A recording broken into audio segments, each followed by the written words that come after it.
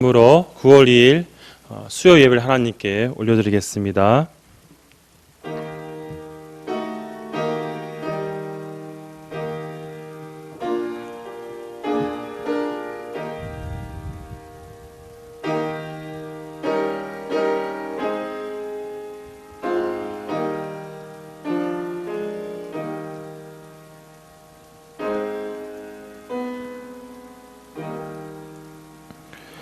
온 땅이여 여호와를 노래하며 구원의 날마다 선포할지어다. 그 영광을 열방 중에 그이한 행적을 만민 중에 선포할지어다. 만방의 모든 신의 것이요 여호와께서는 하늘을 지으셨음이로다. 아멘. 찬송가 420장 성경 읽기 위해 찬양 드리도록 하겠습니다.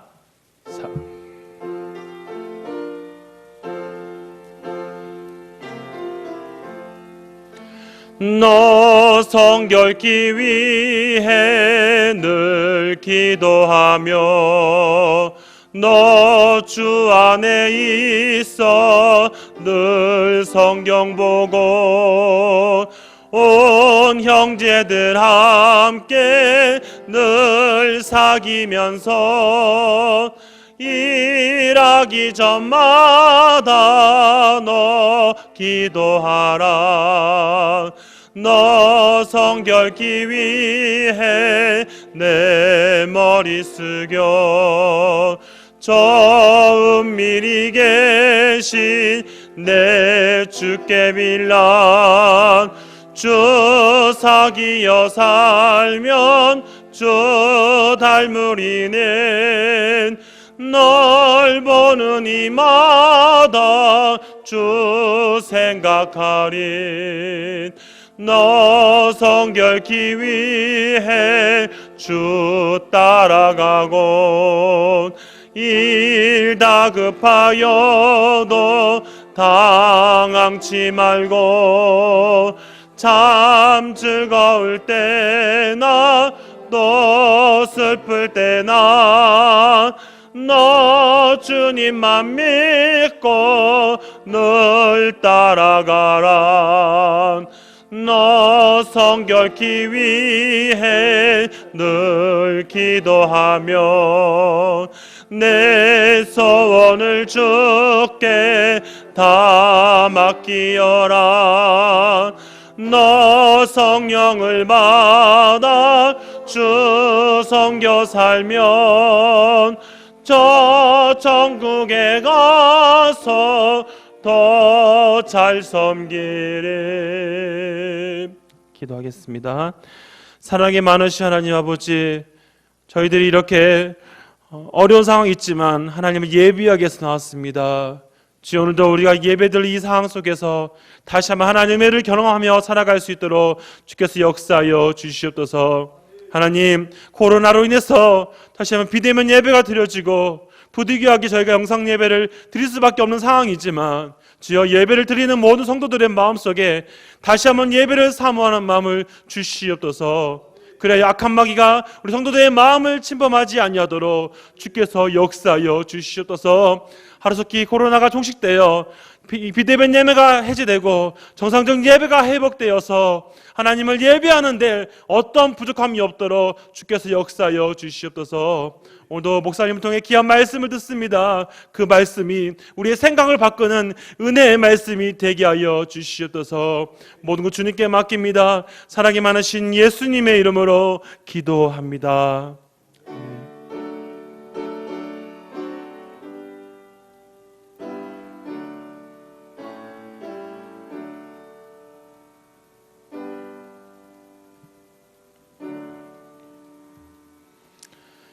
오늘 우리에게 주시는 말씀은 우리 신약성경 빌립보서 3장 12절에서부터 16절까지 말씀입니다. 신약성경 빌립보서 3장 12절에서부터 16절까지 말씀입니다. 신약 321쪽에 있습니다. 한 절씩 교독하시고 우리 마지막 절 합독하겠습니다. 내가 이미 얻었다 함도 아니요 온전히 이루었다 함도 아니라 오직 내가 그리스도 예수께 잡힌 바 된 그것을 잡으려고 달려가노라.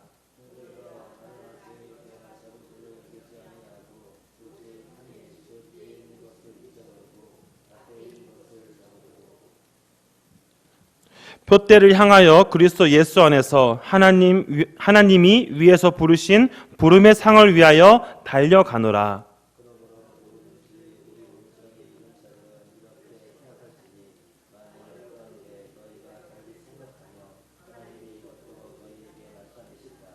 함께 읽겠습니다. 오직 우리가 어디까지 이르렀든지 그대로 행할 것이라. 아멘. 이 시간 김시한 목사님 나오셔서 표대를 향하여라는 말씀으로 선포하실 때 많은 은혜 받으시길 바랍니다.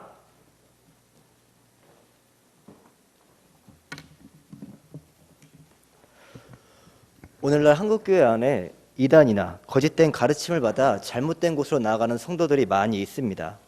많은 이단들은 거짓을 진실인 것처럼 포장해서 교회로 들어와 성도들을 유혹하고 그런 잘못된 가르침을 따라 감으로 인해서 가정이 파탄나고 깨지는 경우가 얼마나 많이 있는지 모릅니다. 대표적인 이단이 바로 신천지입니다. 기성교회에 교묘히 들어와서 성도들을 미혹시켜 교회에 분란을 일으키고 갈라지게 하여 결국에는 그 교회를 신천지화 시킵니다.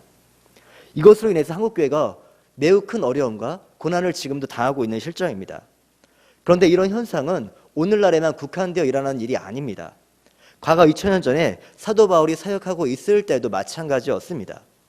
본문에 나오는 빌립보 교회도 이단과 거짓 가르침에 의해 현혹된 사람들이 있었습니다. 이방인들이 주축이 되어 세워진 교회들의 경우에는 아직 신앙이 성장하지 못해 믿음에서 뒷걸음질 치거나 복음의 진리로부터 멀어지는 일들이 매우 흔히 일어났던 것입니다. 고린도 교회의 경우에는 스스로 신령하다고 자처하는 무리들이 있었습니다. 이들은 이미 자신은 부활했다고 믿었던 사람들입니다. 자신들은 부활을 거쳐 천사와 같은 자가 되었기에 남녀의 구분이 없고 죄로부터 자유롭게 되었다고 당당하게 주장을 했습니다. 그래서 그들은 스스로 신령하게 여겼던 것이에요. 이들이 믿은 부활은 육체의 부활이 아니라 영적인 부활입니다. 그들은 성경에서 말하고 있는 부활을 영의 부활로 믿었던 것입니다.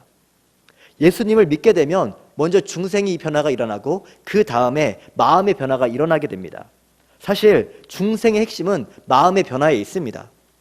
그런데 신령파에 속한 사람들은 그 마음의 변화를 죽은 영혼이 다시 살아나는 사건으로 보았습니다. 에베소서 2장 1절을 보게 되면 죄와 허물 가운데 영적으로 죽어있는 사람들이라는 말씀이 나옵니다. 예수님을 믿기 전에 모든 사람들이 영적으로 죽어있는데 그 사람들이 예수님을 믿음으로써 완전한 부활에 이르게 된다고 이들은 해석을 했던 것입니다.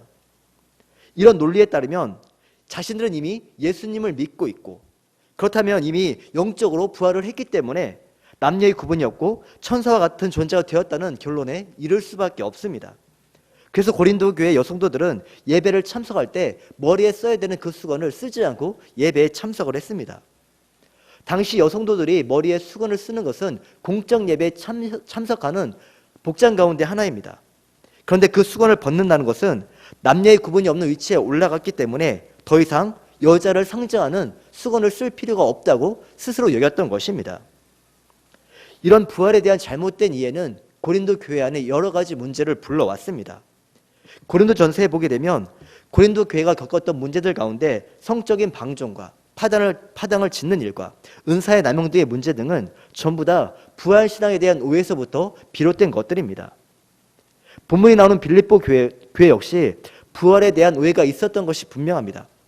우리가 읽지는 않았지만 11절을 보게 되면 어떻게 해서든지 죽은 자 가운데서 부활에 이르려 하노니라고 말씀하고 있습니다. 사도 바울은 아직까지 부활이 일어나지 않았고 부활은 미래에 일어날 일이라고 말하고 있습니다.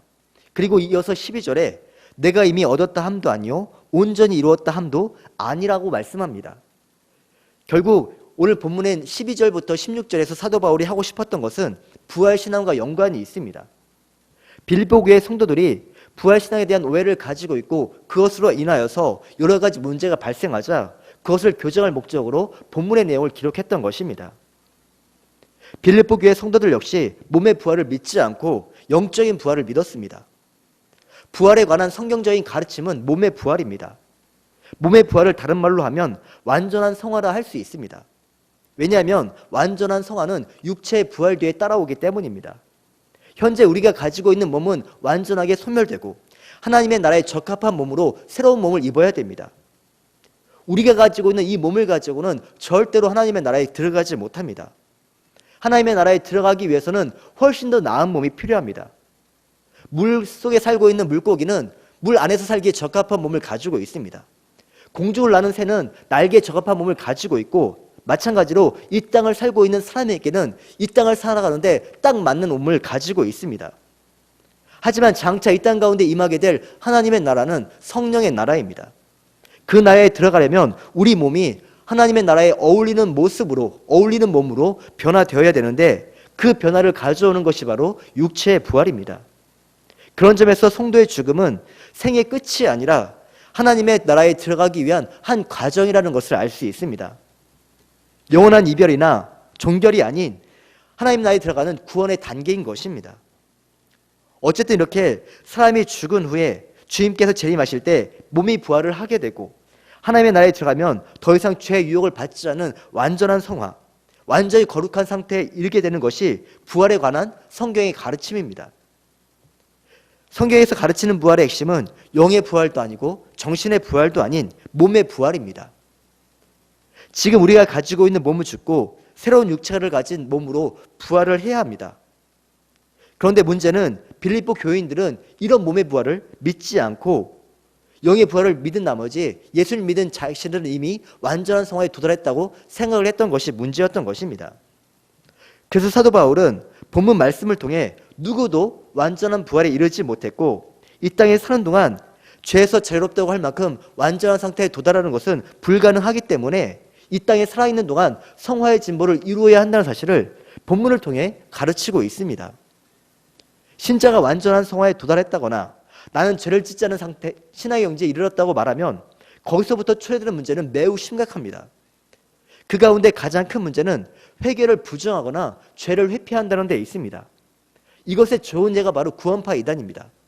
구원파에서는 주기도문을 거부합니다. 왜냐하면 주기도문 안에 죄 용서를 구하는 회개의 내용이 있기 때문에 주기도문을 하지 않습니다. 특별히 회개는 구원파에서 주장하는 칭의의 교리와 맞지 않습니다. 성경에서 말하는 칭의는 신분의 변화입니다. 하나님의 심판과 저주를 받는 자리에서 하나님의 앞에서 의로운 자로, 하나님의 자녀로 그 신분이 변화되는 것이 바로 칭의의 핵심입니다. 칭의는 인격의 변화가 아니라 신분의 변화입니다. 그 신분의 변화가 있은 후에 인격적인 변화가 일어납니다. 성경은 그것을 두고 성화라고 말합니다. 종교개혁자 칼빈은 하나님께서 우리를 의롭게 하실 때는 의로움에 이르는 은혜를 주시면서 동시에 성화에 이르는 은혜도 주신다고 말한 바 있습니다. 하나님의 자녀가 되는 신분의 변화를 겪게 하신 후에 그 다음에 하나님의 자녀에 걸맞는 삶의 모습으로 우리의 삶을 변화시켜 나가는 것입니다. 그게 바로 성화의 핵심입니다. 그런데 구원파이다는 예수님을 믿고 의롭게 되는 칭의를 신분의 변화가 아니라 정말 사람이 의롭게 되는 사건으로 이해하고 있습니다. 인격이나 성품의 변화를 칭의라고 생각하는 것입니다. 이런 이유에서 구원파는 이미 의롭게 된 자신들이 죄를 용서해달라고 기도하는 것은 의롭게 된 것을 스스로 부정하는 것이기 때문에 구원에 이르지 못한다고 가르치고 있습니다.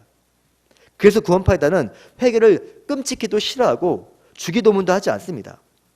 회개한다는 것은 그 사람이 구원받지 못한 증거이기 때문에 회개하면 안 된다고 가르치는 거예요. 그러나 이런 주장은 완전히 틀린 주장입니다. 의롭게 된 사람이라 할지라도 하나님 앞에서 회개는 불가피합니다. 왜냐하면 우리가 의롭게 되기는 했지만 아직까지 하나님의 자녀에 완전히 걸맞는 모습으로 살지는 못하고 있기 때문입니다. 한번 우리가 어떤 삶을 살고 있는지 날마다 한번 돌아보십시오. 하나님께서 기뻐하시는 삶을 살고 있습니까? 아니면 회개하고서도 다시금 과거의 죄로 돌아가는 그런 패턴을 반복하고 있습니까? 대부분 과거에 지었던 죄를 오늘 반복하고 계속 반복하는 모습을 우리의 삶의 모습을 통해 확인할 수가 있습니다. 그렇기 때문에 우리는 죄와의 싸움을 끊임없이 해야 되는 것이고, 회개했을 때 즉시로 회개하는 것은 전혀 이상한 일이 아닙니다. 오히려 회개는 그 사람이 진정으로 구원받았다는 사실을 드러내는 증거 가운데 하나입니다. 사도 바울은 이 땅에 있는 성도들이 도덕적으로 완전에 이른 것처럼 행동하고, 그리고 그것처럼 교만하는 것은 자신을 속이는 것이고 하나님을 거짓말하는 자로 만드는 것이라고 말한 바 있습니다. 우리 다 같이 화면을 보면서 요한일서 1장 8절부터 10절 말씀을 한 목소리 읽도록 하겠습니다. 시작. 만일 우리가 죄가 없다고 말하면 스스로 속이고 또 진리가 우리 속에 있지 아니할 것이요 만일 우리가 우리 죄를 자백하면 그는 밉보시고 의로우사 우리 죄를 사하시며 우리를 모든 불의에서 깨끗하게 하실 것이요 만일 우리가 범죄하지 아니하였다 하면 하나님을 거짓말하는 이로 만드는 것이니 또한 그의 말씀이 우리 속에 있지 아니하리라. 아멘. 초대 교회에서도 완전한 성화에 도달했다고 주장하는 사람들이 있었습니다. 그러나 이 땅을 사는 동안 그 누구도 완전한 상태에 이른다고 자신할 수 있는 사람은 아무도 없습니다. 예수님을 믿는 신자들은 완전을 향해 나아가는 사람이지 결코 도덕적인 완성에 도달한 사람이 아니기 때문입니다. 날마다 자기의 모습을 돌아보고 잘못된 것이 있으면 회개하고 그 죄를 끊기 위한 몸부림을 치는 과정에서 우리가 조금씩 주님을 닮은 모습으로 성화되어 가는 것입니다. 하나님께서 예수 믿는 신자들을 즉시로 하나님의 나라로 옮기지 않고 이 땅에 두신 이유는 성화의 과정을 겪기 위함임을 기억해야 합니다. 내 맘대로 내 인생을 사는 것이 아니라 하나님의 아들의 형상을 닮아가는 성화의 길을 걷게 할 목적으로 우리를 이 땅에 남겨두시고 그 성화의 길을 걷도록 우리의 걸음을 인도해 가시는 것입니다. 그러므로 스스로 완전한 성화에 이르게 되었다는 생각이야말로 우리의 성화를 방해하는 가장 큰 장애물이 아닐 수 없습니다. 에베소서 1장 4절을 보게 되면 하나님께서 창세 전에 그리스도 안에서 우리를 예정하실 때는 하나님 앞에 거룩하고 흠이 없게 할 목적으로 우리를 불러주시고 택정하셨다고 말씀하고 있습니다. 구원의 관점에서 보게 되면 우리는 하나님의 자녀가 되었지만 더 나은 완전으로 나가야 될 숙제를 안고 있다고 보셔도 무방합니다. 예수 믿고 구원받은 것으로 끝나는 것이 아니라 예수님을 닮은 모습으로 변화되는 성화의 진보가 매일매일의 삶을 통해 나타나야 되는 것입니다. 구원을 단순하게 예수 믿고 천당 가는 것으로 생각하지 마십시오. 성경은 구원을 우리가 천국 가는 것으로 설명하고 있지 않습니다. 성경에서 말하고 있는 구원은 매우 포괄적입니다. 회개도 구원이고 윤리적인 성품으로 더욱더 나은 모습으로 나아가는 것도 구원이라고 말씀합니다. 견인도 구원이고 성화 역시도 구원입니다. 하나님께서 우리를 부르신 대로 흠이 없고 거룩한 자녀로 변화되는 구원, 그 구원이 바로 우리가 이루어야 될 구원입니다. 우리의 신분의 변화를 가져오는 칭의는 선물로 주어집니다. 여기에는 우리의 공로나 노력이 개입할 여지가 없습니다. 그러나 신분에 어울리는 삶으로서의 변화에는 반드시 우리의 순종의 의지가 필요합니다. 본문에서 신분에 걸맞는 변화를 가져오는 성화가 그리스도인들의 목표이자 과제라는 사실을 우리에게 말씀해주고 있습니다. 하나님의 아들의 형상을 닮아가는 그것이 우리가 일평생 추구해야 될 신앙의 목표라는 사실을 기억하시고 성화를 위해 부단히 노력해야 하는 것입니다. 오늘보다 내일 더 주님을 닮아가야 되는 것이고 작년보다 올해 더 주의 말씀에 순종하는 자가 되어야 되는 것입니다. 한번 이 시간에 우리 자신의 모습을 돌아보시기를 바랍니다. 내가 예수님을 믿고 신앙생활한 지가 얼마나 되었습니까? 말씀에 따라 살기 위해 얼마나 많은 노력을 기울이고 있고 내 삶의 잡초처럼 자리한 그 죄를 끊어내기 위해 얼마나 영적으로 투자하고 있는지를 한번 스스로에게 물어보시기를 바랍니다. 우리 자신에게 물어보면 자신 있게 예라고 대답하지 못합니다. 작년에 했던 기도나 올해의 기도가 별반 다르지 않습니다. 죄를 대하는 태도 역시 작년이나 올해나 그밖 차이가 나지 않고 있는 게 바로 우리 신앙의 현 주소입니다. 오히려 신앙의 횟수가 더해감에 따라 게을러지고 나태하고 이기적으로 변하는 게 바로 우리의 실존입니다. 그럼 우리의 모습을 볼 때마다 영적인 탄식이 절로 나옵니다. 그런데 그렇게 탄식으로 그쳐서는 안 되고 그 탄식을 우리의 성화를 위한 원동력으로 삼아야 됩니다. 이렇게 살아서는 안 된다는 경각심을 가지고 날마다 하나님의 자녀에 걸맞는 모습으로 살아가기 위해 처절하게 몸부림치고 또 투쟁해야 하는 것입니다. 신앙의 성장은 단시간에 이루어지지 않습니다. 무너뜨리고 파괴하는 것은 순식간입니다. 아무리 큰 건물이라 할지라도 기둥에 폭탄 몇 개 설치하면 금방 무너집니다. 하지만 건물을 세우는 일에는 매우 많은 시간이 걸립니다. 그만큼 우리가 변화되는 것은 매우 어렵습니다. 많은 시간과 노력을 기울일 때 조금씩 변화가 나타나는 것입니다. 의롭게 된 우리에게 성장의 과제가 남아있다는 사실을 기억하고 하나님께서 원하시는 믿음의 분량에 이를 때까지 우리에게 주신 신앙의 경주를 게을리해서는 안 됩니다. 우리 다 같이 본문 13절과 14절 말씀을 한 목소리로 읽도록 하겠습니다. 시작. 형제들아, 아직 내가 잡은 줄로 여기지 아니하고 오직 한 일, 즉 뒤에 있는 것은 잊어버리고 앞에 있는 것을 잡으려고 표대를 향하여 그리스도 예수 안에서 하나님이 위에서 부르신 부름의 상을 위하여 달려가노라. 아멘. 사도 바울이 이 서신을 쓸 때 나이는 60이 넘었고 다메섹에서 예수님을 만나고 회심한 지 25년의 세월이 지난 뒤입니다. 당시 기준으로 본다면 노년기에 접어들었고 3차 전도 여행까지 마친 인생 말년에 도착한 시기입니다. 군대에서 제대를 얼마 앞두지 않은 병장을 두고 말년이라고 합니다. 이 말년의 소원은 간단합니다. 남은 기간 동안 다치지 않고 군생활하고 전역하는 게 말년이 가지고 있는 가장 큰 소망입니다. 그런데 사도 바울은 그런 태도를 갖지 않았습니다. 누구보다 높은 신화의 경지에 올라와 있고 존경받는 대사도이자 교계의 지도자였지만 그 역시도 끊임없는 성화를 위한 노력을 게으르게 하지 않았다고 고백하고 있습니다. 여전히 자신은 표대를 향해 달려간다고 말했습니다. 내가 얻은 것도 아니고 이룬 것도 아무것도 없다고 그는 말했습니다. 오히려 하나님께서 나를 통해서 원하시는 모습, 나를 통해서 더 나은 모습을 기대하시는 그것만을 생각하면서 여전히 그 표대를 향해 그는 부지런히 달려갔던 것입니다. 이제 조금 있으면 세상을 떠나야 되는 노년의 나이에 이런 신앙 열정이 있다는 것은 정말 놀라운 일이 아닐 수 없습니다. 고대 헬라의 철학자 디오게네스가 어떤 사람을 만났는데 그 매우 냉소적인 사람으로 디오게네스에게 이렇게 물었다고 합니다. 당신은 이미 이제 나이가 많이 늙었고 정말 손주 볼 나이가 되었으니 집에 가서 있어야 되는 게 아니냐고 조론 섞인 말을 했다고 합니다. 이 질문에 디오게네스가 이렇게 대답을 합니다. 내가 지금까지 먼 길을 달려왔고 이제 끝이 보인다면 더 열심히 달려야 되지 않겠느냐고 오히려 그에게 반문을 했습니다. 여러분, 사도 바울은 이런 자세로 신앙의 일생을 달려갔습니다. 이제 저 앞에 하나님께서 자신을 위해 준비된 부름의 상이 있습니다. 의의 면류관, 생명의 면류관이 자기를 기다리고 있다는 것을 믿음의 눈으로 보고 있습니다. 그래서 그는 더욱더 열심히 달렸습니다. 고지가 멀지 않았기 때문에 그것을 얻고자 하는 간절한 소원을 가지고 더욱더 처절하게 달려갔던 것입니다. 진정으로 성화의 길을 걷고 있는 사람은 일평생 이 성화에 대한 간절한 염원을 가지고 살아가야 합니다.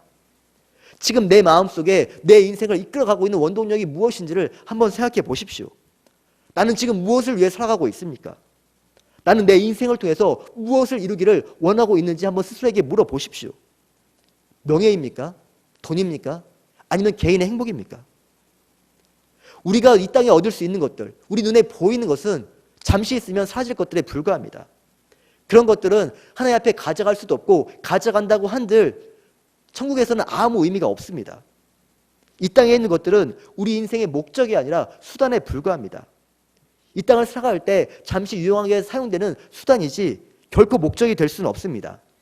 만약에 그것을 내 인생의 목적으로 삼고 그것을 위해 목표로 살아간다면 반드시 그 인생은 허비하는 인생으로 끝나게 되는 것입니다. 우리는 이 땅에 있는 것을 위해 부름받은 자들이 아닙니다.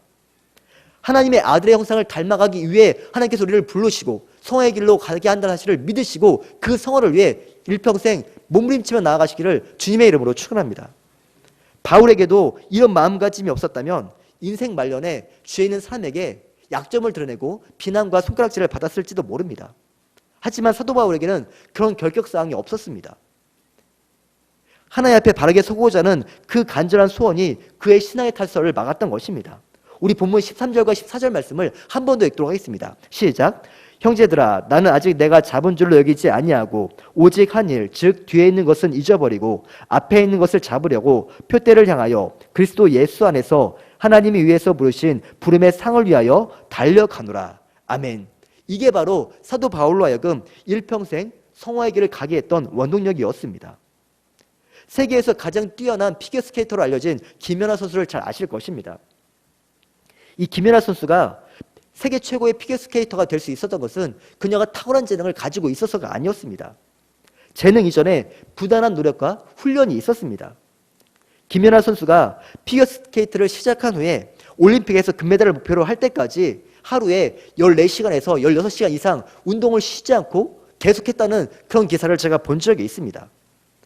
피겨스케이트를 시작하고 금메달을 목표로 한 때부터 10년에 가까운 시간 동안 오직 금메달만을 바라보고 절심절력했습니다.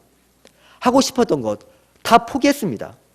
금메달 하나만을 바라보고 끊임없는 훈련과 노력을 다한 결과 올림픽 역사상 최고의 점수로 금메달을 목에 걸었던 것입니다. 우리의 성화 역시 이런 노력과 끊임없는 훈련을 통해 이루어집니다. 지름길이나 요행은 없습니다. 지금 현재 모습에 만족하지 않고 더 잘하고 더 순종하고 더 나은 모습이 되기 위해 노력하고 또 노력해야 합니다. 그런 노력이 있어야 조금 더 나은 우리의 모습으로 발전되어 나가는 것입니다. 13절에 오직 한 일이라고 말했습니다. 이 말은 사도 바울 마음 안에는 딱 한 가지만 있었다는 뜻입니다. 하나의 목표, 하나의 소원이 사도 바울의 인생의 전부였습니다. 그것은 바로 하나님께서 자신을 부르신 그 부름의 뜻을 놓고 믿음으로 달려가는 그것이었습니다. 성화의 진보를 이루고 거룩하고 선하게 사는 그것만을 목표로 살았다는 뜻입니다. 14절에서는 그것을 좀 더 구체적으로 말합니다. 자신이 표대를 향해 달려간 이유를 그리스도 예수 안에서 하나님이 위해서 부르신 부름의 상을 위해 달려간다고 고백했습니다. 여러분, 우리가 이 땅에서 성화를 위해 살아갈 이유가 무엇이겠습니까? 선하게 살아야 된다는 의무감을 가지고 날마다 죄와 싸우고 내 안에 있는 육체 정욕을 죽이고 성령의 소욕을 따라 살아야 되는 이유가 무엇이겠냐는 말입니다.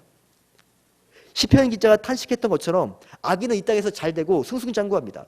죽을 때도 고통이 없는 그런 부조리하고 목숨대 현실 가운데서도 나는 여전히 말씀대로 순종하기 위해 몸부림치고 있는 이유가 무엇인지를 한번 스스로에게 물어보십시오. 그 이유는 두 가지입니다. 첫 번째는 본문에서 말씀하고 있는 것처럼 우리가 하나님께서 우리를 거룩하고 온전하게 살기 위해 우리를 부르셨기 때문입니다. 다른 이유는 없습니다. 하나님의 자녀다운 삶을 살도록 우리를 부르셨기 때문에 우리가 성화를 위해 살아가야 합니다. 14절에 내가 그리스도 예수께 잡힌 바 되었다고 말씀합니다. 여기서 잡힌 바 되었다는 말은 카타람바노인데 이 말은 짐승의 코뚜레나 줄로 구속한다는 뜻이 있습니다. 시골에서 소로 밭을 갈 때 보게 되면 소가 바른 길로 가지 않고 중간에 새는 경우가 있습니다. 그러면 그 코에 달린 줄을 농부가 잡아당겨서 바른 길로 인도하게 됩니다. 바로 그 상황이 바로 카타람바노입니다. 우리가 성화의 길을 갈 수밖에 없는 이유는 하나님께서 우리를 성화의 길로 이끌어 가시기 때문입니다. 내 마음대로 살도록 우리를 내버려 두시지 아니하고 하나님께서 원하시는 그 삶, 하나님의 자녀에 걸맞는 그 삶으로 우리를 날마다 채찍질하시고 인도해 가시기 때문에 성화의 길을 가야 하는 것입니다. 때로는 우리 마음에 성령의 감동을 주셔서 말씀에 따라 살고자 하는 의지도 주시고 죄를 깨달아 알게 하시고 이렇게 살면 안 된다는 경각심도 우리에게 주시는 것입니다. 이런 사실은 이미 사도 바울이 앞장에서 언급한 바 있습니다. 다 같이 빌립보서 2장 12절부터 13절 말씀을 한 목소리 읽도록 하겠습니다. 시작. 그러므로 나의 사랑하는 자들아 너희가 나 있을 때뿐 아니라 더욱 지금 나 없을 때에도 항상 복종하여 두렵고 떨림으로 너희 구원을 이루라. 너희 안에서 행하시는 이는 하나님이시니 자기의 기쁘신 뜻을 위하여 너희에게 소원을 두고 행하게 하시나니. 아멘. 여기서 이루어야 될 구원은 신분으로서의 변화가 아니라 바로 성화를 말하고 있습니다. 성화를 이루기 위해서는 우리가 하나님의 뜻에 협력해야 합니다. 그리스도인의 삶은 인간의 결단과 의지로 시작하는 게 아닙니다. 전능하신 하나님의 효과적인 부르심이 있은 후에 그리스도의 삶이 시작되는 것이고 그 이후에 성화의 길을 나서는 것입니다. 그러므로 모든 그리스도인들은 성화를 위한 경주를 다 해야 합니다. 만일 우리 안에 성화를 위한 노력이 없다면 그 사람은 내가 진짜 구원받은 사람인지 의심해 봐야 됩니다. 참된 신자들 안에는 언제나 성화를 위한 성령님의 강력한 이끌리심이 있습니다. 죄에 대한 강한 거부감과 함께 죄로부터 멀어지고자 하는 거룩한 소원이 생기는데 그게 바로 성령께서 우리 안에서 일으키시는 변화입니다. 그런 성령님의 일하심에 우리 역시도 동참하고 협력할 때 마침내 우리의 성화가 이루어지는 것입니다. 성화는 하나님만의 일도 아니고 우리에게 전적으로 맡겨진 일도 아닙니다. 성령 하나님께서 우리 마음에 감동을 주시고 이끄시는 대로 따를 때만 성화의 진보가 나타나는 것입니다. 성화를 위해 살아가야 되는 두 번째 이유는 거룩하게 사는 사람에게 주어지는 하늘의 상이 있기 때문입니다. 14절에 바울은 위에서 부르신 부름의 상을 위해 달려간다고 고백했습니다. 결코 녹슬지 않고 쇠하지 않는 생명의 면류관이 있다는 것을 기억하고 일평생 그것을 얻고자 하는 마음으로 신앙의 길을 달려갔던 것입니다. 우리의 몸은 비록 이 땅에 있지만 마음만큼은 하늘에 있어야 됩니다. 이 땅에서 영원히 살 것처럼 사는 것이 아니라 언제라도 하나님께서 나를 불러주신다면 즉시로 달려가자는 마음을 가지고 이 하루를 우리에게 살아가야 되는 것입니다. 만약에 당장 내일 내가 하나님 앞에 서게 된다고 생각해 보십시오. 그러면 지금 내가 무엇을 해야 될지에 대한 우선순위가 바르게 세워지게 됩니다. 그런 자세로 오늘 우리 하루를 살라고 말씀하고 있는 것입니다. 사도 바울은 부름의 상을 쫓아간다고 말을 했습니다. 여기에는 중요한 암시가 있습니다. 그것은 이 땅에 있는 신자들이 성화의 길을 다간 사람에게 주어진 부름의 상을 생각하지 않는다면 결코 성화의 길을 다가지 못한다는 사실을 우리에게 말해주고 있습니다. 우리가 성화의 길을 갈 때 하나님께서 우리를 위해 예비한 상이 있다는 것을 기억하고 또 기억해야 합니다. 그래야만 우리가 중간에 다른 길로 새지 않고 주어진 이 신앙의 길, 믿음의 길을 끝까지 걸어갈 수 있습니다. 만약에 이 땅에서의 성공과 현세적인 보상을 바라본다면 얼마 지나지 않아 다시금 과거의 타락한 일상으로 돌아가게 됩니다. 성화의 동기가 소멸되었기 때문에 성화의 길이 아닌 타락의 길을 걸어가는 것입니다. 하나님께서 주시는 상은 이 땅에서는 절대로 받지 못합니다. 그 상은 성화의 길을 다 가고 주님 앞에 섰을 때만 받을 수 있습니다. 그 상을 받고자 하는 간절한 열망을 가지고 있어야 지치지 않고 성화의 길을 갈 수 있는 것입니다. 이런 성화의 길을 갈 때 기억할 것이 있습니다. 그것은 성화는 일생 동안 계속해야 되는 과제라는 사실입니다. 성화는 결코 하루아침에 이루어지지 않습니다. 사도 바울은 본문 12절과 14절에 달려간다고 말했습니다. 여기서 달려간다는 말의 핵심은 반복입니다. 몇 번 해보고 안 된다고 포기하는 것이 아니라 될 때까지 계속적으로 시도하는 것입니다. 사도 바울은 결코 안 된다고 말하지 않았습니다. 지난 날 동안 내가 여러 번 그것을 고치고 교정하려고 몸부림쳤지만 결국 안 돼서 나는 포기했습니다. 그런 생각을 거부했습니다. 바울은 끝까지 포기하지 않고 달려갔습니다. 정결한 마음을 갖기 위해 애를 썼고 세속에 물들지 않도록 자신을 돌아보고 또 점검을 했습니다. 자기의 성화를 위한 몸부림을 게을리하지 않았던 것입니다. 우리 역시 이런 자세로 우리의 성화를 위한 노력이 필요합니다. 주님을 만날 그때를 삼으면서 주님 제가 이 땅의 영광을 바라보지 않고 주 앞에서 받게 될 그 상급만을 바라보며 살게 해 주옵소서. 주님께서 만날 나에게 주실 그 칭찬을 바라보면서 주어진 이 신앙의 길, 믿음의 길을 걸어갈 수 있도록 해달라고 날마다 간구하며 나아가야 하는 것입니다. 두 번째는 지난 일에 매어서 우리의 신앙의 목표가 흔들려서는 안 됩니다. 13절에서 사도 바울은 뒤에 있는 것은 잊어버린다고 말한 바 있습니다. 어떤 성도들 가운데는 과거에 붙잡혀 사는 분들이 있습니다. 과거의 그 일이 너무나 후회스럽고 안타까워서 내 그때 왜 그랬을까 하는 탄식 가운데 하루하루를 보내는 것입니다. 지나간 우리의 과거는 우리가 어떻게 할 수 없습니다. 지우고 싶어도 지울 수도 없고 고치고 싶어도 고칠 수 없습니다. 바울은 그런 뒤에 있는 것들은 전부 다 잃어버린다고 했습니다. 이 말은 과거를 망각하고 살아가겠다는 뜻이 아니라 과거의 일로 인해서 오늘 나의 성화를 진보를 이루는 일에 영향받지 않도록 하겠다는 그의 결단을 이런 말로 표현한 것입니다. 지난 우리 생애 가운데 후회되는 일이 왜 없겠습니까? 잘못된 선택과 판단으로 어렵고 힘들었던 일이 분명히 있었습니다. 그런 후회와 잘못을 계속해서 떠올리고 되새김질하면 우리가 달려가야 될 신앙의 목표가 흔들리게 되고 신앙의식이 흐려지게 됩니다. 부정적인 생각에 사로잡혀서 달려갈 이 신앙의를 가지 못하고 중간에 낭망하는 것입니다. 여러분 지나간 그 부정적인 모든 일들은 다 잊어버리십시오. 실패와 좌절로 인해 자기 연민에 빠져 살아서는 안 됩니다. 신자는 하루를 살아도 오늘만 산다는 식으로 살아야 됩니다. 모든 과거는 뒤로 하고 오늘 나에게 이 딱 하루만 주어졌다는 의식을 가지고 살아야 하는 것입니다. 그것과 함께 오늘이 내 인생의 마지막 날이라는 의식 또한 우리에게 필요합니다. 찬양 중에 내일 일은 난 몰라요. 하루하루 살아요라는 제목의 찬양이 있습니다. 내일 일은 어떻게 될지 나는 모르고 하나님께서 나에게 주신 오늘에는 이 시간만 충성되게 최선을 다해 살아가는 것입니다. 그런 삶을 산 사람에게 하나님의 상급이 약속되어 있습니다. 그 상을 목표로 주어진 길, 성의 길을 열심히 달려가는 성도님 되시기를 간절히 소망합니다. 현재 자신의 모습에 만족하지 마십시오. 안 된다고 포기해서도 안 됩니다. 우리 안에 계신 성령님께서 감동을 주실 때 그 감동에 믿음으로 반응하시고 자신의 성화를 이루기 위해 매진하셔서 장차 임할 하나님의 나라에 상 받는 자들로 서기를 주님의 이름으로 간절히 축원합니다. 다시 기도하시겠습니다. 사랑과 은혜 많으신 아버지 하나님 감사합니다. 이 시간의 말씀을 통하여서 우리가 이 땅에 매어 살 것이 아니라 장차 임하게 될 하나님의 나라를 바라보면서 주어진 상급을 위해 달려가야 될 것을 말씀을 통해 보았습니다. 하나님 우리가 지금까지 어떤 모습으로 살았든지 간에 이제부터라도 우리에게 주어질 상급을 바라보면서 주어진 이 신앙의 길을 열심히 달려갈 수 있도록 우리의 삶을 붙잡아 주어서 현재에 매여서 과거에 매여서 사는 그런 인생이 되지 않게 해주시고 내가 지금까지 어떤 삶을 살았다 한들 하나님께서 나의 삶을 그것 가운데 인도하셨고 더 나은 길로 인도해 가신다는 사실을 믿고 그 부름의 상을 위해 표대를 향하여 믿음으로 달려가는 저희 모두가 다 되어서 자주 주 앞에 섰을 때 칭찬받는 자로 상 받는 자로 설 수 있도록 우리의 삶을 인도하여 주옵소서. 이제는 우리 주 예수 그리스도의 은혜와 하나님 아버지의 극진하신 사랑과 성령님의 교통하심이 이 땅에 매이지 않고 하나님께서 주신 부름의 상을 위해 달려가기를 작정하는 우리 모든 성도들 머리 위에 이제로부터 영원토록 함께 있을지어다. 아멘.